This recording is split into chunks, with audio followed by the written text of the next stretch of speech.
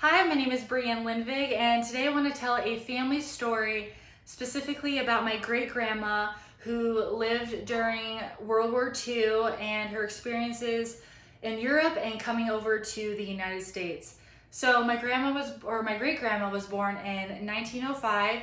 Her and her family lived in Latvia, and during the fall of 1944, during World War II, Russia was invading Latvia, and they were afraid that they were going to be sent over to Siberia, where they heard a lot of Latvian citizens were killed there.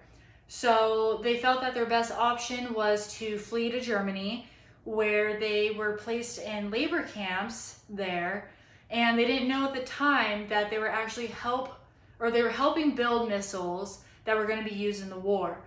And the Americans were bombing Germany and bombing the labor camp that they were in, and they were forced to flee to a bunker with a few other families and stayed there several days, several nights, and they prayed each night that they would make it through.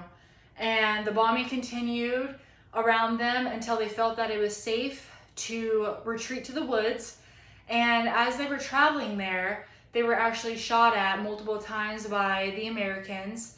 They eventually found safety in the woods and stayed there for several weeks. And actually during this time, my great aunt got very, very ill. They didn't have any food, barely any food. One family had a little bit of ham, another family had some bread, and they would just have to share rations. But one family risked their lives to go find a town that had been deserted after being bombed, to try to retrieve water and food to bring back. And if they were caught looting, they would be shot on the spot. But they retrieved the water and food, brought it back, and it ultimately saved my great aunt's life. So after spending several weeks in the forest, the German police found them and basically told them they weren't allowed to be there, they needed to leave.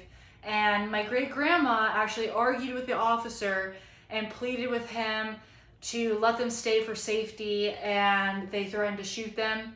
So they agreed and did what they said and left. And they came across a village that was actually occupied by the Americans at the time. And a church within this village helped them apply for a sponsorship over to the United States. And so while they waited for the sponsorship, they were placed in a displaced persons camp where they stayed for several years. And before coming over to the United States, my great-grandma actually gave birth to my grandma in 1946 after the war, and then a year later gave birth to my grandma's younger sister. So she was actually pregnant a lot of the time during this experience. And then eventually a family in Palo Verde, Arizona sponsored them to come over to the United States, and they traveled by ship. And once they got here, they worked on a ranch for many, many years in exchange for food and water and shelter.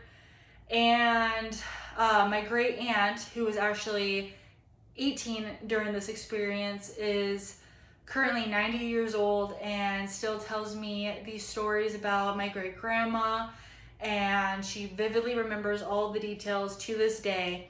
And that is the story of the experience that my great-grandma lived through and her story. Thank you.